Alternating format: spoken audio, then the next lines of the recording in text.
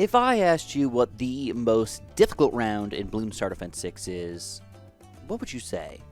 Do you have a specific round in mind that you say, this round always kills me, this round sucks, I don't know how to deal with this round?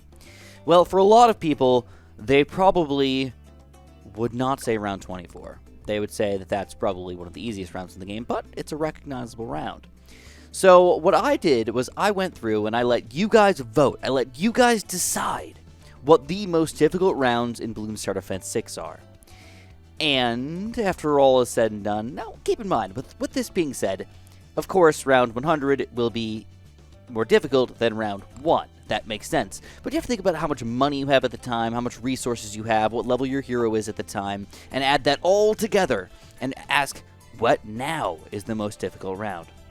So one of the first rounds you guys came up with was round 27. Maybe it throws people off, maybe it's recognizable, I don't know, but you guys said it was the most difficult round in Bloons Tower Defense 6, at least as far as the early rounds are concerned. Then you guys said round 49 was another super difficult round. Round 49 is just a ton of grouped balloons, easily overwhelming almost any player here, but group pop and power can be pretty efficient against them. Then you've got round 63, and I think this is pretty clearly one of the most difficult rounds in the game because you've got huge chunks of grouped ceramics in here. They come in 3 different sections, all mixed in with a bunch of leads and greens, so there's really not that many good towers that can just do everything. Then we start getting down to the somewhat crazy rounds. Round 76, a ton of grouped regen ceramics. If you beat round 63 already, it is not a guarantee that you'll beat round 76. These can be difficult here. Alright, and no matter how many lives you have, if you regen them, you can literally lose infinite lives, so that's even worse. Another round, skipping quite a few rounds actually, going all the way up to round 95 here. This one is a doozy. You've got a bunch of camo regen purples mixed in here. I think camo regen leads come in here. And then, of course, to top it all off, you've got a ton of DDTs after that. So this is not an easy round, often throws people off, and I think the ridiculousness of it is mostly just the amount of DDTs. If it was half the amount or, you know, even 3/4 the amount, we should probably be able to deal with them pretty easily. But with all these DDTs combined with the reinforced Moabs, it's one of the most difficult rounds in the game. But to add it all together for you guys, the official most difficult round in Bloons Tower Defense 6 is round 98. You guys have decided that this is the most difficult round, and I completely understand why. You've got tons of reinforced BFBs all mixed in with a bunch of Oh My Gods. And when I say a bunch, I mean a bunch. This is a grouped balloon havoc right here. It's almost straight insanity. We come from round 97, which is 2 reinforced Oh My Gods. You know, it's almost like 4 Oh My Gods, basically. Into this. This is almost impossible to deal with for a lot of players. And I completely understand why. It's just a difficult, difficult round. And trying to figure out how to pop these guys in the most efficient manner is pretty crazy. There's also a couple other rounds in here, like around 99 and 100, that people did vote on, and we might touch on them a little bit. But overall, my goal for you guys today is to go through each one of these rounds and discuss proper ways or proper technique to end up beating these rounds more fluidly or more efficiently than you might already currently play the game as. So, first of all, thank you very, very much to the person who made this website. This is pretty freaking awesome, if I do say so myself. What this website does is it tells you the amount of balloons that are coming out against you, tells you the RBE of that round, and the cash that you're going to generate from that round, and the overall cash that you will have. So this will help us understand how much cash we have to work with on that round, and will help us understand what we need to do to beat it. So let's start off with round 27. Let's go down here, and we see round 27 here is 100 red balloons, which I thought actually that it was all even, but it's 100 reds, 60 blues, 45 greens, and 45 yellows. See, we can learn something new every day. And we have to beat it with only 6,555 cash. That can be a little bit difficult, admittedly. Yeah, to be honest, 27's really not that bad. It's honestly one of the easier rounds in the game, personally, but for whatever reason, you guys voted that round 27 is one of the more difficult rounds in the game. So if we want to beat round 27, to be honest with you guys, there's so many ways to do it, but I would go with something with a pretty good amount of grouped popping power, like a wall of fire, or a tack shooter, a boomerang, a cannon, or something like that. But Wall of Fire, I would say, is my go-to pick to take this guy down. We did it with about $1,500, easily at $5,000 over. It's not a tough round at all. When we move on to round 49 here, this is where it gets pretty ridiculous. You've got 343 greens, 10 rainbows, 18 ceramics, 20 zebras, 20 rainbows, and 10 regen rainbows, which also can kill you very, very easily. You get a ton of money for beating this round, and that's why it's kind of awesome. It's a pretty long round at 50 seconds long, and you make about 6,000 cash from beating it. That's amazing. So what's the most efficient way for us to beat round 49? So you start to realize how much cash you're actually getting at this point in the game. We have $29,801 to work with here at round 49. This should be pretty simple, right? Well, let's start off by getting the old tower here, because I don't want to say, oh, I can just use whatever towers I want. We want to go over the hardest rounds and kind of prepare for them. So we're going to go for a Dragon's Breath. I think that's pretty good. I'm going to go for the Intense Magic here. I personally like it because I can go for Monkey Sense. Then we have to think about what other towers we want to use here, right? And again, you want to think sort of long-term. What kind of towers am I going to be building into other things that are going to be doing very, very well for me? So today we're using about half the money that we are allotted. We're going to use our Wall of Fire or Dragon's Breath from the previous upgrade. We're going to use a glue gunner like a glue hose for slowing down the balloons. Whenever you get glue hose, I recommend stronger glue instead of the corrosive glue. It just helps all your other towers do a better job instead of trying to pop balloons yourself. And we're going to go for a group popping power tower like this cannon here. So, round 49, let's try you out here.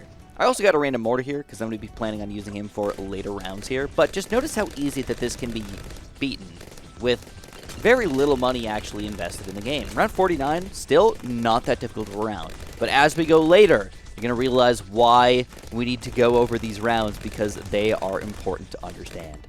Round 63. And I'm sorry about my voice, guys. I don't know what's up with it. It's just being lame today.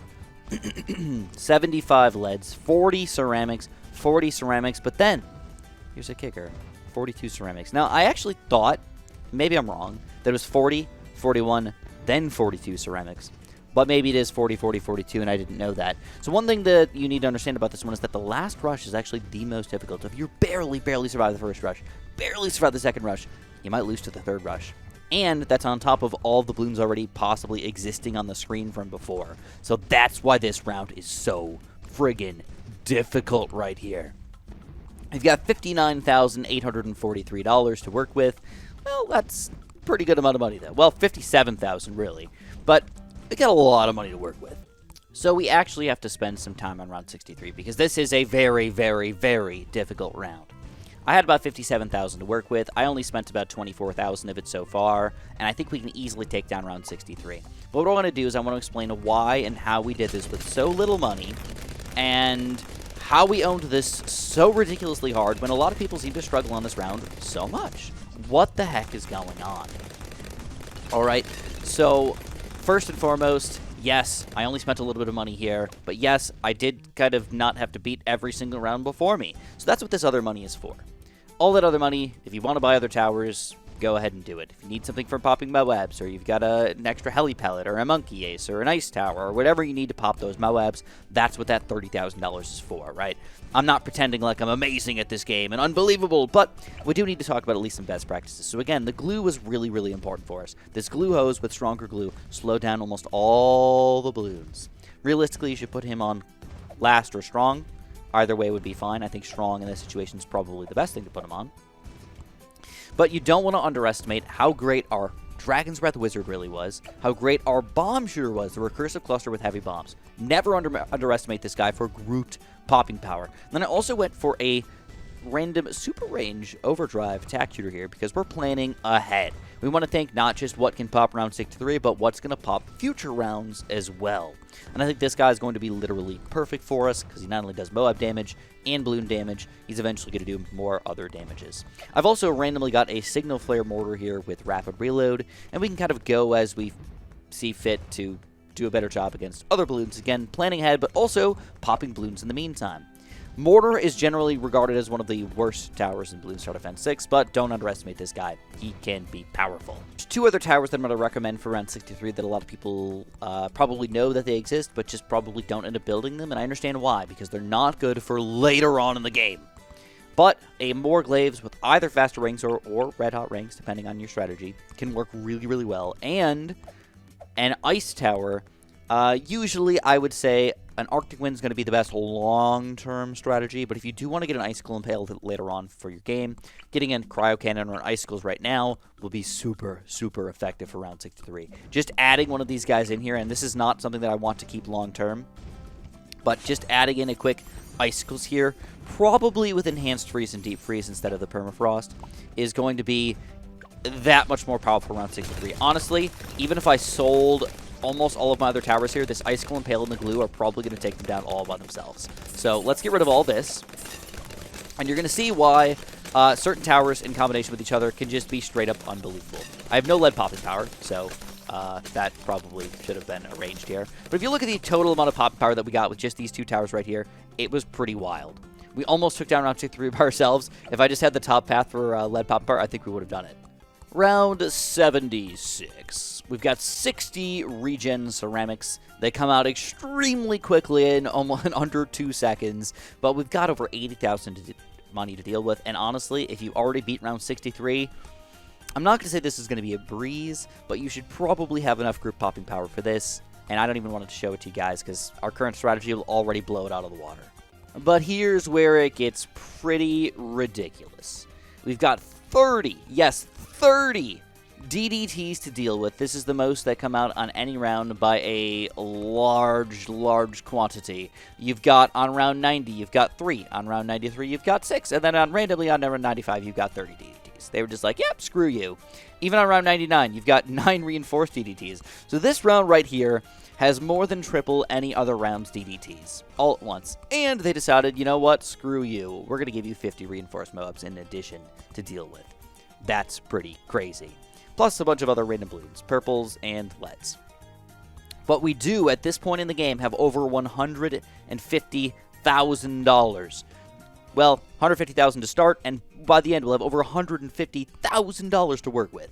Round 95. This is the one where it kills a lot of players. 30 DDTs. First thing I gotta recommend, tack zone, man. If you can get a tack zone with that longer range, it's gonna be beautiful. Make sure you've got your radar scanner or something to decamo-wise at the very least, because he doesn't have automatic camo detection, but he does have lead popping power. Beyond that, I mean, there's so many ways to go. There's a lot of good DDT poppers in the game. The Arcane Spike is fantastic. The, even the big one, or the biggest one, is actually pretty good. You can go for a Sky Shredder, which surprisingly shreds DDTs. Or just a lot of other, again, there's so many towers that you can use here that are just unbelievably helpful. But I'm going to go through just a couple of them for you guys that I want to build, are my favorites. And I think that number one tower has got to be 100% going for the bottom path, Prince of Darkness. And then you can go either way here, but Guided Magic and Arcane Blast seem to be pretty helpful here. Then you want to start alchemizing your towers. Make sure you've got the support towers ready to go. So get a quick Stronger Stim somewhere, power up some of your guys over here, and then you want to make sure you've got something to either Moab glue if you can sell, if you're playing on Unpoppable, sell your other glue gunner, probably not that worthful anymore, and instead go for a Moab glue. So we're going to go for a Moab glue sort of in the back here with either globs or splatter, whatever you're feeling. And believe it or not, this is not super important for me right now, but I'm going to buy the Shattering Shells because it's going to be something we're going to need for later on, and I don't want to pretend like I'm just like automatically knowing exactly what I'm doing. So we spent about 115,000 of our 150,000 allotted budget, and this should be a pretty breezy round for us. So let's check it out, round 95 here. With 1 life. Oh, that was close. So if you have 0 lives, it doesn't attack. So we've got our 1 life now, and I don't know if that would have mattered at all if I started off that way, but either which way, now DDTs should be a breeze for us. All right, the Tack Zone is doing most of the damage here. We've got other towers, of course, doing extra damage and kind of trying to help out a little bit. And then realistically, though, our Prince of Darkness is doing most of the cleanup for us.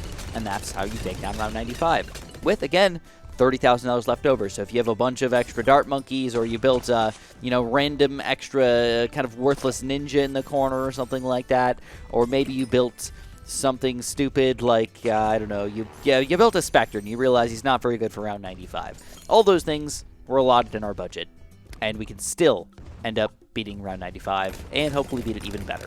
All right, that's kind of where we're at. So now, again, make sure that the best thing you can do is after you get some of your 5th tier towers going, the next big thing on your list is to start getting support towers. And there's so many good 3rd tier support towers. So we're finally on round 98, the toughest round in the game. What do we do? How do we beat it? What the heck's going on here? So I think we have to look at this just kind of in relative terms to a couple of these other rounds here. We've got 30 reinforced BFBs and 8 Zomai Gods. I mean, compare that just to round 96. 20 reinforced Moabs, 10 BFBs, 6 Zomai Gods. Like, we're like tripling the amount of Bloons coming out against us. Maybe even quadrupling the amount of Bloons coming out against us here. That's why this round is so difficult. So you have to think about what is the best grouped Moab popping power, or slow them down and kind of attack them one by one. And that's kind of what we want to do, sort of, a little bit.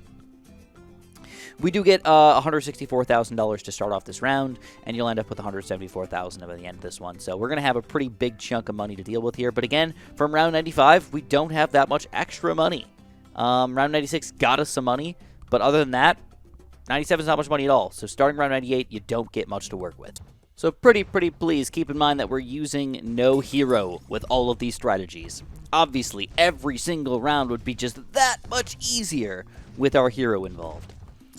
But that being said, we've got $55,000 left over for round 98. So let's see if we can manage this in an effective way.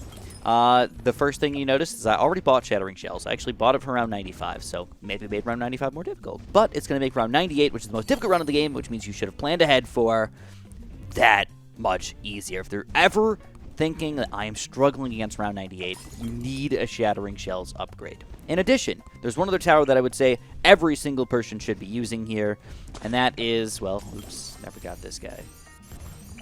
That is this Middle Path Alchemist, the Unstable Concoction. Either way, realistically, whatever you're feeling, if you want to spend more money, faster throwing, want to spend a little less money, larger potions. I usually just get the larger potions just because it's my thing. And I also usually get Acidic Mixture Dip just because it does support a few of your other towers, just like that little tiny baby bit there. But believe it or not, I think with just this current strategy, we can beat round 98 with $42,000 left over. Again, that could be chalked up to random mistakes you've made along the way, or other towers you kind of want to add in here, or, whatever you're feeling like doing. But the major thing about this challenge, about this round, is that we are de-reinforcing these BFBs, making them not only half as strong, but less than half as strong. And that means all of our other towers here are going to work together to pop that many more Bloons just that much easier. All right. Now, in addition, you can get a couple other towers that are going to support you even further, like an Ice Tower in the back, an Arctic Wind or something like that. Or whatever you're feeling like doing. Plus, my targeting has been absolutely garbage. I keep forgetting to change any of my targeting, so that will also give you a quick benefit here. And just to show you that we are doing pretty well as far as our stuff is concerned, even with $50,000 left over. Here's round 99 for you guys, just to show you that we've done a great job so far. And don't forget, for round 100, you have an extra $15,000 or so to work with, so you should easily be able to come up with something that can help pop these guys. The best tower, 100%, is going to be your Middle Path Mob Eliminator, all right? Get this guy with anything you want, frag bombs, whatever. This guy will literally obliterate the bad balloon here. It's going to be so easy. But if you really don't have that much money left over, I mean, we kind of did an okay job, but not a perfect job. There are a lot of other towers that you could build. The one thing that I would recommend is just something that does projectiles. I think a cheap-ish option, a little bit cheaper, is going to be a Dark Knight, because you can warp him around. If you're really feeling it, you can go for a Dark Knight with Laser Blast or Plasma Blast and end up warping him around as you see fit. Or you can go for something more along the lines of something a little cheaper, like a Sticky Bomb. All right, this is again only going to be about $8,000 or so to get a Sticky Bomb, and that's going to increase your bad balloon popping power a lot. In addition, if you're just worried about the TNTs that are popping out near the end, A little bit better tower would probably be the Middle Path Ninja. Get a Bloons Sabotage. This is great for around 97, 98, 99, and 100 here. All very useful to use it on. And then what you can do is right when the bad balloon pops, you have to use this Bloons Sabotage. Right when it pops, though, not before, because nothing can affect a bad balloon. And now, I know I'm talking a lot about the bad balloon here because, you know, it's something that a lot of people underestimate. So guess what I did? I accidentally used that ability. All right.